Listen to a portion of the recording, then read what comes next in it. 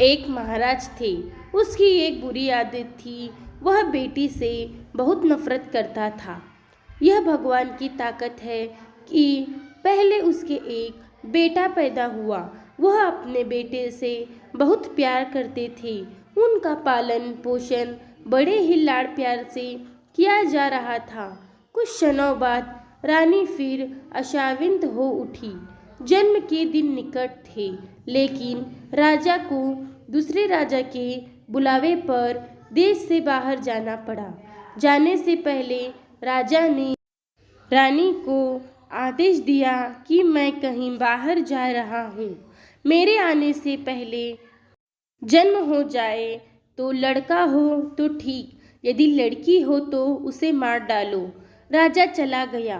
कुछ हफ्ते बाद उसने एक बच्ची को जन्म दिया। एक माँ के कई बच्चे होते हैं। रानी रोने लगी। हे भगवान, अब मुझे क्या करना चाहिए? जन्म के समय एक दाई मौजूद थी जो रानी की दुर्दशा देख रही थी। उसने रानी से कहा, हे रानी, हिम्मत मत हारो। मैं यहाँ से लड़की को मारने के बहाने सबके सामने ले जाऊंगी, लेकिन मैं उसे यहाँ से अपने घर ले जाऊंगी और उसका पालन पोषण करूंगी। यदि आप कन्या के लिए वे आदि भिजवाते रहेंगे तो आपकी पुत्री समृद्ध और सुखी होगी, अन्यथा मैं अपने भाग्य से उसका पालन पोषण करने का प्रयत्न करूंगी। रानी ने कन्या के लिए कुछ सोना चांदी जवाहरात आदि दिए। लड़की को उसके हवाले कर दिया। महल में यह बात फैल गई कि दाई ने बच्ची को मार डाला है, जबकि दाई राजकुमारी को अपने घर ले आई और पूरे अन्नग्रह और कृपा से उसका पालन पोषण करने लगी। जब राजा यात्रा से लौटा तो उसे बताया गया कि उसके जाने के बाद उसकी एक कन्या का जन्म हुआ और उसकी हत्या कर दी गई। राजा उसकी इस बुरी आदत से खुश था।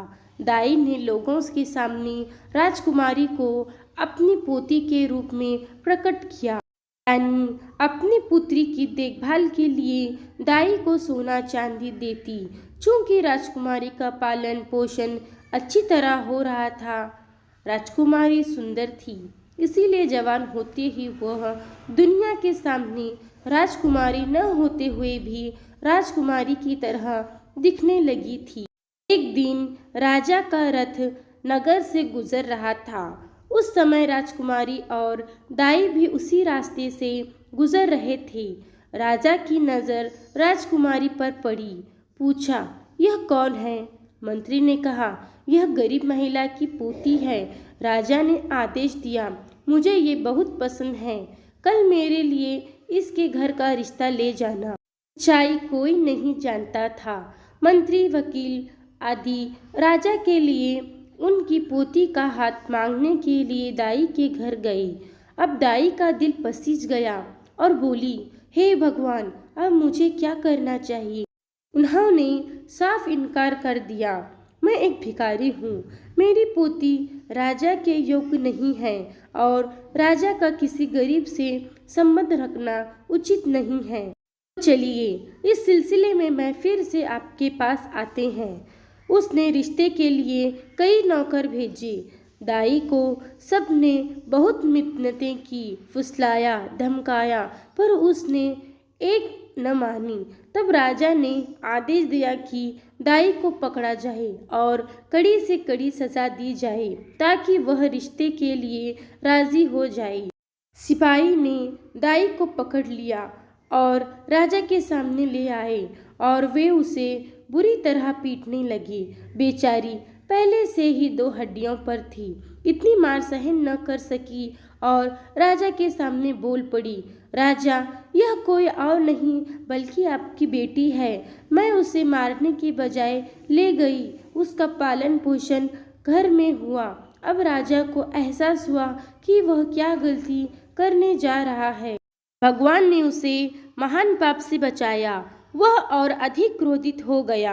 अपने बेटे यानी राजकुमार को बुलाकर उसने हुक्म दिया, कि वह अपनी बहन को जंगल में ले जाए और उसे मार डाले और मुझे उसकी आँखें और उसके गले से खून दिखाएं, उसकी आँखें निकाल दो ताकि मैं विश्वास कर सकूं।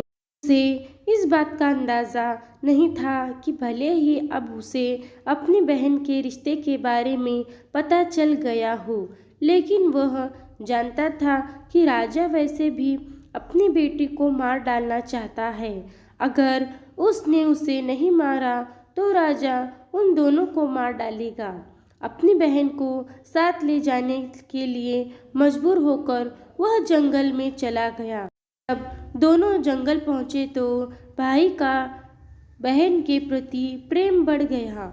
उसने अपनी बहन से कहा कि मैं तुम्हें अपने हाथों से नहीं मार सकता, मैं तुम्हें यहाँ छोड़ देता हूँ। राजकुमार घूम घूम कर हिरण का शिकार किया। उसके गले से खून निकाला गया और आँखों का हिस्सा निकालकर राजा को दिखाया गया। एक दिन दूसरे देश का राजा अपनी सेना के साथ वह जंगल से गुजर रहा था। राजकुमारी को देखते ही राजा की आंखें नम हो गईं। उसके पूरे देश में इतनी सुंदर कोई लड़की नहीं थी। वह अपने पूरे दिल और आत्मा से राजकुमारी के प्यार में पड़ गया। झट से राजकुमारी से कहा, मैं एक राजा हूँ, अगर तुम राजी हो तो मैं तुमसे शादी करना चाहता हूँ और तुम्हें अपनी रानी बनाना चाहता हूँ। अंधे को क्या चाहिए, दो आँख। शहजादी ने हामी भरी। वह भी ऐसा हमसफर चाहती थी जो उसे इज्जत दे। राजा खुशी खुशी राजकुमारी को ले अपने देश चला गया। तो दोस्तों, आपको मेरी ये कहानी कैसी लगी प्लीज़ कमेंट करके बताना।